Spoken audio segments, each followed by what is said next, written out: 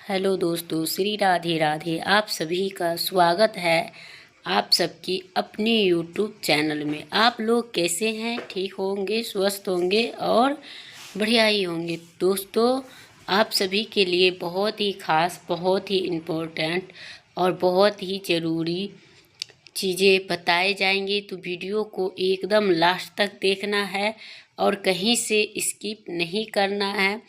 और जो भाई बहन लक्ष्मी जी की प्राप्ति चाहते होंगे तो वो लोग वीडियो को लाइक करके चैनल को सब्सक्राइब करेंगे और ज़्यादा से ज़्यादा लोग तक के शेयर करेंगे। अगर जो व्यक्ति करते हैं उनको घर में कभी भी ज़िंदगी में धन धान्य की कमी नहीं होती और माता लक्ष्मी जी आपके घर में निवास करेंगे। और जो व्यक्ति सूर्य देव को सुबह उठकर ब्रह्म मुहूर्त में अगर उनको जल से अर्घ दे तो आपको बहुत ज़्यादा लाभ होंगे। तो दोस्तों, और घर में पूजा घर में रखा एक लोटा जल पैसों को पानी बना देगा, वो कौन सा है दोस्त? तो आप लोग वीडियो को बिल्कुल एंड तक देखना है। अगर वीडियो कहीं से भी अच्छी लगी तो वीडियो को लाइक करिए और चैनल को सब्सक्राइब करिए। जो मेरे न्यू भाई बहन हमसे जुड़े हुए हैं उनसे रिक्वेस्ट है कि आप लोग वीडियो को स्किप मत करिएगा। तो दोस्तों, देरी नहीं करेंगे और वीडियो को आगे बढ़ाएंगे और हम पूरा जानकारी जान लेंगे, है ना। तो ये बहुत खास होने वाली है, तो आप लोग बने रहिएगा और वीडियो को पूरा ध्यान से सुनिएगा। अगर समझ में नहीं आए तो 2 बार से रिपीट ज़रूर करिएगा। चाहे पूजा घर में लोटा कैसा भी हो, चाहे पीतल का हो, स्टील का हो या तांबा, तो कौन सा दीपक रखना चाहिए, तांबा का, लोहे का, स्टील का, कांच का या मिट्टी का? तो बहुत सारे लोगों ऐसे भी होते हैं और इस पदार्थ का अगर दीपक रखते हैं तो लौह के कच्चे कलावे से बनाए या रुई से या सूती कपड़े से। तो बहुत सारे लोग करते हैं बहुत सारी गलतियां। तो दोस्तों, वीडियो को एंड तक देखना है तब ये समझ में आएंगे। दोस्तों, आपको यही करनी है कि जो बीच में छोड़ के चले जाएंगे और छोड़ना ही है तो अब ये छोड़ देना, परंतु लक्ष्मी जी को अपमान मत करना।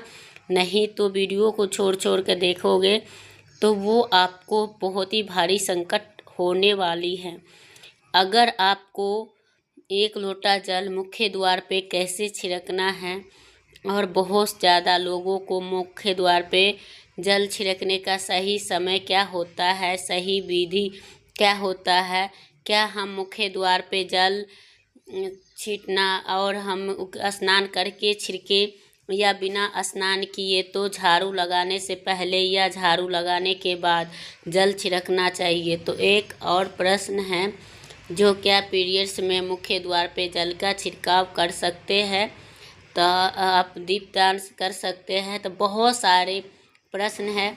जो आपके घर में एक लोटा जल रखते हैं, उस जल को क्या करना चाहिए, किस प्रकार प्रयोग करना चाहिए? क्या उसे हम खाने में प्रयोग कर सकते हैं?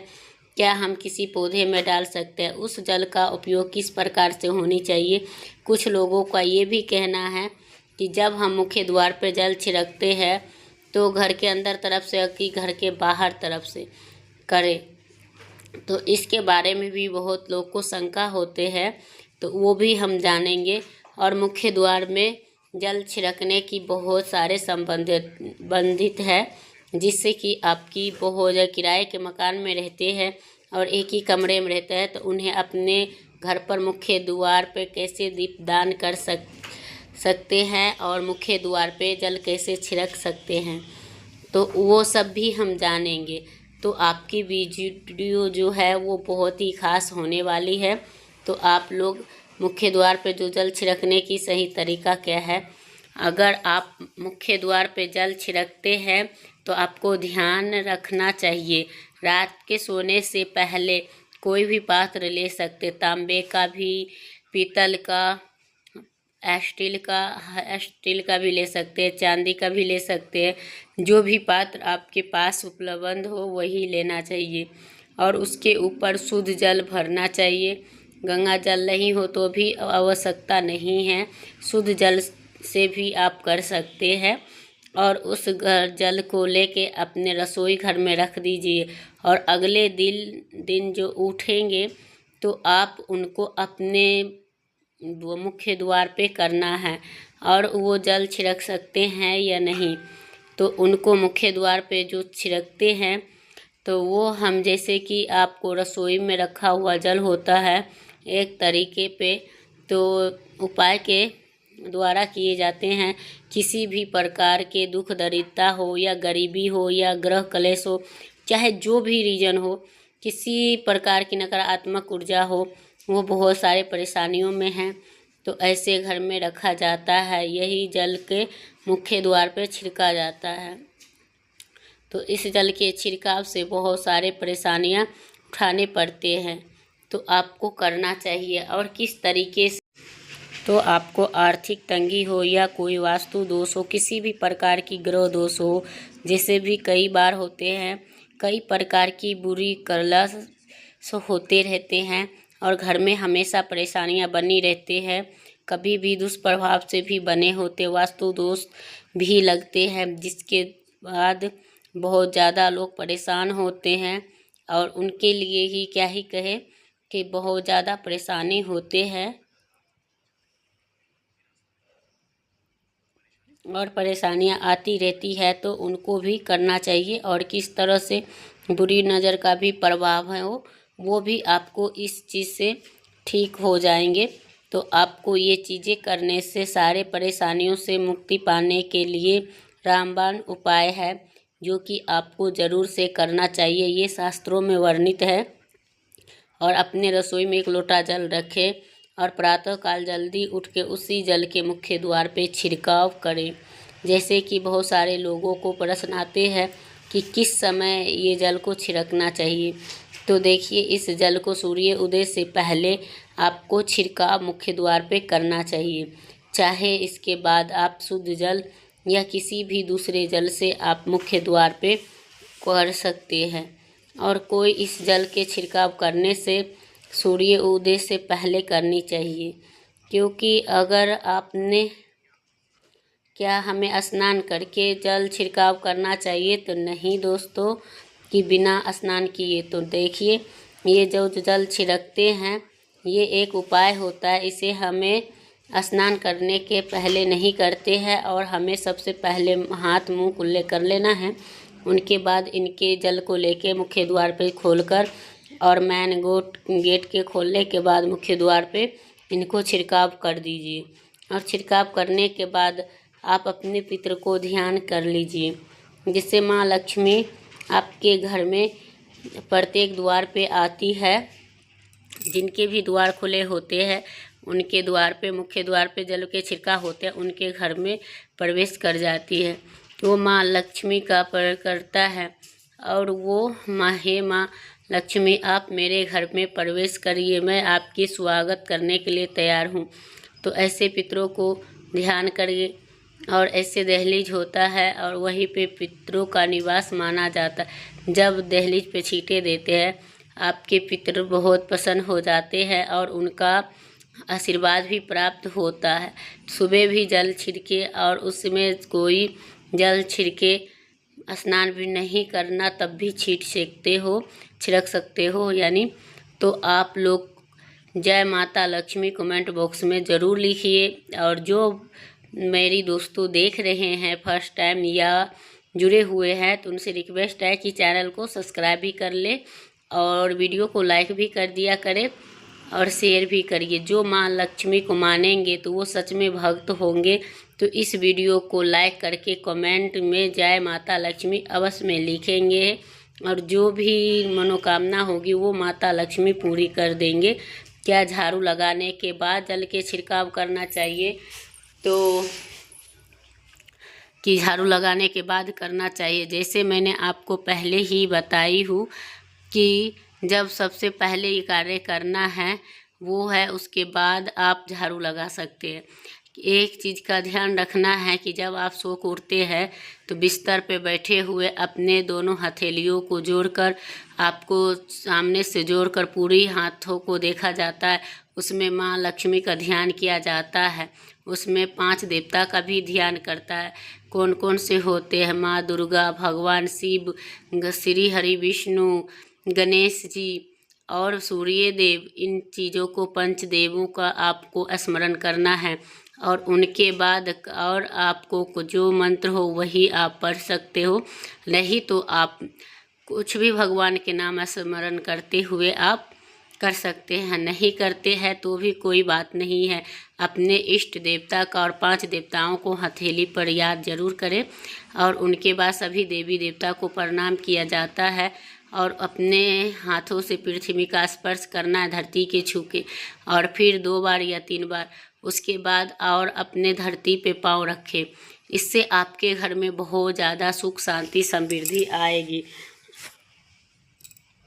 उसके बाद ही करेंगे। और उसके बाद सवेरे उठने के बाद पहले हथेली को देखना है, फिर धरती को प्रणाम करना है, फिर धरती पे पैर रखना है और रसोई में जाकर जल लेना है और घर के मुख्य द्वार खोलकर उनको जल का छिड़काव करना है। तो माँ लक्ष्मी आपके घर में पितरों का ध्यान करना है और वो अपने घर में आ जाएगी। और जो भी आपकी दीपक होती है, जैसे आप झाड़ू लगाए या कोई भी कार्य करें तो आप उनके बाद किए जा सकते हैं। जैसे कि बहुत सारे लोगों की प्रश्न होते हैं कि जब हम जल के छिड़काव करते हैं, क्या उसी समय हम घर के मुख्य द्वार पे झाड़ू लगा सकते हैं? तो दोस्तों, आपको ये सुबह के समय आपको ज़रूर करना चाहिए। और मंदिर में रखा हुआ जल का तुलसी में अर्पित नहीं करना चाहिए। उसके लिए अलग से एक तांबे का लोटा में जल भरना है और ये जल सभी देवी देवता ग्रहण करते हैं, इसीलिए तुलसी में डालना वर्जित है। हाँ, अगर आपके घर में लड्डू गोपाल है, राधा कृष्ण है और 1 लोटा जल अर्पित करते हैं तो अगले दिन सुबह के समय वो तुलसी में चढ़ा सकते हैं। मंदिर में 1 लोटा जो जल रखा होता है उसे अगले दिन इस जल से अपने आँखें ज़रूर धोया करें।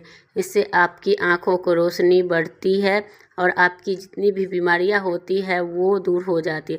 जो शास्त्रों के अनुसार ये कार्य करते हैं तो उनके काम में दुगनी हो जाती है और वो परिवार में खुशियाँ आ जाती हैं और गरीबी के दूर हो जाती है। और उस लोटा जल में आप जानते हो कि इस जल को मंदिर में रखा जाते हैं और उस जल के क्या क्या कर सकते हैं तो वो जानेंगे। इस जल को जल छिड़कने से परेशानियां सारे दूर हो जाएगी। किसी की दुकान है, दुकान में नज़र लग गया है तो ये भी जल छिड़कने से आपको बहुत ज़्यादा फ़ायदा मिलेंगे और कितनी बुरी भी नज़र रहे सारे दूर हो जाएंगे। तो आप इस उपाय के ज़रूर कर सकते हैं, तो आपको इस उपाय से मुक्ति मिल जाते हैं और दिन दुगनी रात चौगुनी हो जाते हैं। और मंदिर में रखे हुए जल अपने रसोई में, खाना बनाने में, पीने में प्रयोग कर सकते हैं। खाना बनाने में तभी प्रयोग कीजिए कि जब आपके घर में लहसुन प्याज का त्याग हो और बिल्कुल सात्विक भोजन बन रहा हो तब, और ऐसे में नहीं करना चाहिए। तो थोड़ा में ये परिवार थोड़ा थोड़ा जल ग्रहण जरूर कर सकते हैं और बचे हुए जल को पौधे में डाल सकते हैं। ऐसा नहीं है कि मंदिर में रखा हुआ जल को क्या होता है या बेकार होता है, किसी काम का नहीं होता, बहुत सारे उपयोग होता है।